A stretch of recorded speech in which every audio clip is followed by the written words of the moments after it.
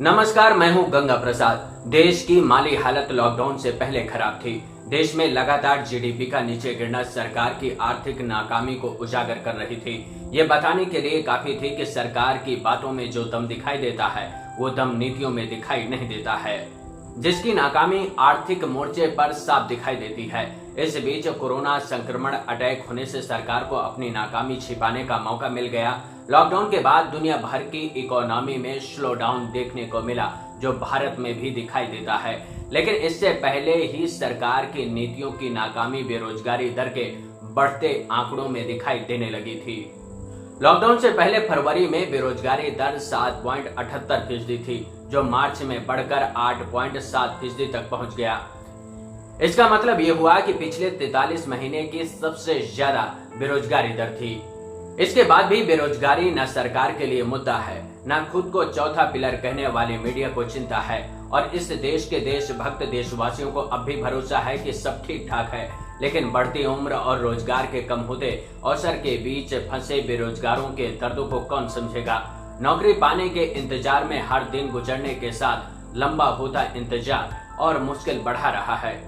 इस बीच एक आंकड़ा सामने आया है कि जो लोग लॉकडाउन के दौरान बेरोजगार हुए, उसका असर अब ईपीएफओ में जमा पूंजी की निकासी से समझा जा सकता है कि लोगों के पास रोजगार नहीं है, जेब में पैसे नहीं बचे हैं। ऐसे में भविष्य निधि में जमा पूंजी निकालकर खर्च करने को मजबूर हो रहे हैं। लाइव मिंट में एक रिपोर्ट छपी है, जिसके मुताबिक 9 जून से 29 जून के बीच ईपीएफओ खाते से बड़ी मात्रा में लोगों ने पैसे निकाले हैं। रिपोर्ट के मुताबिक 1 अप्रैल से लेकर 55 लाख लोगों ने कर्मचारी भविष्य निधि से पैसे निकाले हैं। ये वो लोग हैं जिनको सैलरी मिलती थी।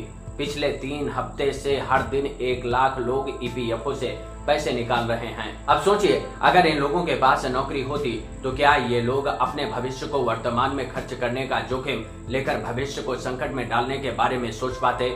लेकिन नौकरी नहीं होने के कारण खाने के संकट और जीने के आस में वर्तमान में जीने के लिए भविष्य की पूंजी को खर्च किया जा रहा है।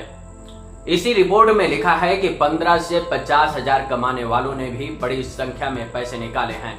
यानी कि इन लोगों को ये बात समझ में आ गई है कि नौकरी के जाने के बाद अब नौकरी मिलने के आसार कम हो गए हैं। CMIE ने बेरोजगारी पर नया डेटा जारी किया है। यानी कि इस रिपोर्ट के मुताबिक लोगों को पिछले महीनों की तुलना में जून में लोगों को रोजगार तो मिला है, लेकिन पिछले साल जून की तुलना में इस साल जून में 30% कम रोजगार मिला है। CMIE की रिपोर्ट के मुताबिक जून में 7 करोड़ लोग अपने काम पर वापस लौटे हैं। इनमें से 4.5 करोड़ छोटे दुकानदार, कारोबारी, दिहाड़ी मजदूर शामिल हैं। यानी कि असंगठित क्षेत्र में 63% काम फिर से लोगों को मिला है। लेकिन इसका मतलब ये नहीं है कि रोजगार की बहार लौट आई है। इन आंकड़ों में रोजगार मिलने का जो डेटा सामने आया है, उसके मुताबिक ये वो लोग हैं जिनको लॉकडाउन के दौरान ठेला लगाने की छूट नहीं थी, जिनको दुकान खोलने की छूट नहीं है, जिनको दूसरों की नौकरियां करने से रोक दिया गया, यानी कि जिनका सरकार के पास कोई डेटा कलेक्शन नहीं होता है। ये वो लोग हैं जो लोग पहले से आत्मनिर्भर थे, जिन्होंने सरकार की छूट के बाद अपने कारोबार में लौट आए हैं।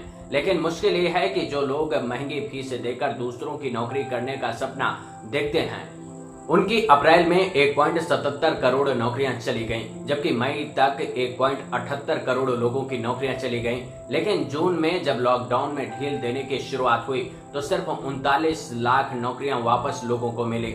लेकिन सोचिए, 1.78 करोड़ लोगों की नौकरी गई और 39 लाख लोगों को वापस नौकरी मिली। यानी कि 7 करोड़ लोगों को काम मिला, जिसमें से 5.5% सैलरी वाले लोगों को रोजगार मिला है। यानी कि भारत में असंगठित और संगठित क्षेत्र से लेकर सरकार और गैर सरकारी सब मिलाकर सैलरी वाली नौकरियां 21.3% हैं।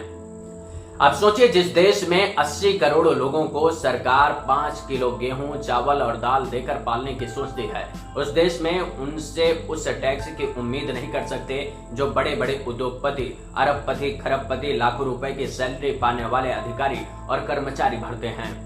ऐसे में भारत सरकार के टैक्स कलेक्शन में कमी आएगी, तो सरकार को बड़ी बड़ी नौकरियों पर फोकस करना होगा, क्योंकि छोटी छोटी नौकरी करने वाले लोगों से डायरेक्ट टैक्स लेना संभव नहीं होगा।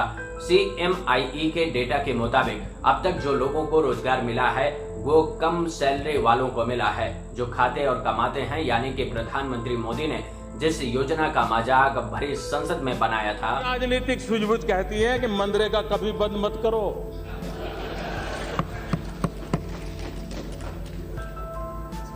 मैं ऐसी गलती नहीं कर सकता हूं क्योंकि मनरेगा आपकी विफलताओं का जीता जागता स्मारक है। आजादी के 60 साल के बाद आपको लोगों को गड्ढे खोदने के लिए भेजना पड़ा। ये आपकी विफलताओं का स्मारक है और मैं गाजे बाजे के साथ इस स्मारक का ढोल पीटता रहूंगा। आज उसी योजना के तहत यानी कि सरकार ने मनरेगा के तहत गड्ढे खोदने के काम में अब तक रिकॉर्ड रोजगार दिया है। CMIE की रिपोर्ट के मुताबिक मनरेगा में सरकार ने मई और जून में सबसे ज्यादा खर्च किया है। यानी कि 568 मिलियन लोगों को रोजगार मई में दिया गया, जो कि 63.8% की बढ़ोतरी है। जबकि जून में 441 मिलियन रोजगार दिया गया। इसका मतलब हुआ कि 37.2% रोजगार मनरेगा में बढ़ा है। किसान अपने खेत खलिहान छोड़ने लगा था, घाटे के सौदे को देखते हुए बाहर रोजगार खोजने लगा था। लेकिन लॉकडाउन में सब कुछ बंद होने के बाद कृषि क्षेत्र के रोजगार में इजाफा देखने को मिला है। यानी कि कृषि क्षेत्र से मई में 1.4 मिलियन लोग जुड़े, जबकि जून में 11.8 मिलियन लोगों को रोजगार मिला। अगर वित्त वर्ष 2019-20 के आंकड़े को देखें तो औसतन 111 मिलियन रोजगार था, जबकि जून 2020 में 130 मिलियन रोजगार कृषि क्षेत्र में लोगों को मिला है। लेकिन आज भी बड़ी संख्या में लोगों को रोजगार पाने में मुश्किल आ रही है। जिनके पास रोजगार है उनकी सैलरी में कटौती कर काम का बोझ और बढ़ा दिया गया, लेकिन नई नौकरियों पर ताला लगा दिया गया। बाजार खुल तो रहे हैं लेकिन बाजार में खरीदार नहीं दिखाई दे रहे, क्योंकि लोगों के पास पैसे नहीं हैं। भारत सरकार बेरोजगारी भत्ता भी नहीं दे रही है, जैसा कि दुनिया के कई देशों की सरकारों ने अपने नागरिकों के लिए देने का काम किया है।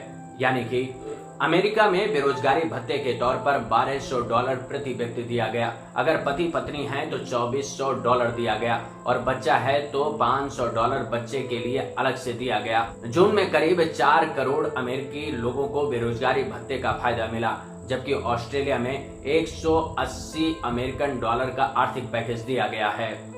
अब अगर आप भारत में बेरोजगारी भत्ते की बात करेंगे तो सबसे पहले आपके सामने बड़ी जनसंख्या की मजबूरी बताने की कोशिश की जाएगी। लेकिन समझने की बात यह है कि प्रधानमंत्री मोदी दुनिया में जाकर कहते हैं कि भारत की जनसंख्या भारत की आर्थिक ताकत है, यानी कि जनसंख्या मजबूरी नहीं है। तो फिर लोगों के दिमाग में ये बात किसने और क्यों बैठाई, इसको समझने की जरूरत है। जब आप रोजगार की बात करेंगे तो जनसंख्या बहाना होगी, जब आप सुविधाओं की बात करेंगे तो फिर जनसंख्या बहाना बन जाएगी। क्योंकि आजकल सरकार जनता के तय मुद्दों के मुताबिक नहीं चलती, बल्कि खुद के बनाए घोषणा पत्र के हिसाब से चलती है और उसका प्रचार भी करती है। इसलिए आज न रोजगार मुद्दा है, न महंगाई मुद्दा है, न क्राइम मुद्दा है, न शिक्षा मुद्दा है और न ही जल जंगल जमीन मुद्दा है।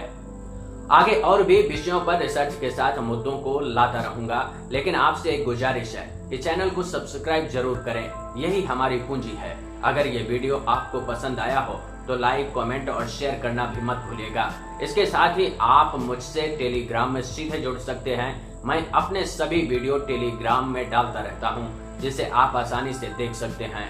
नमस्कार।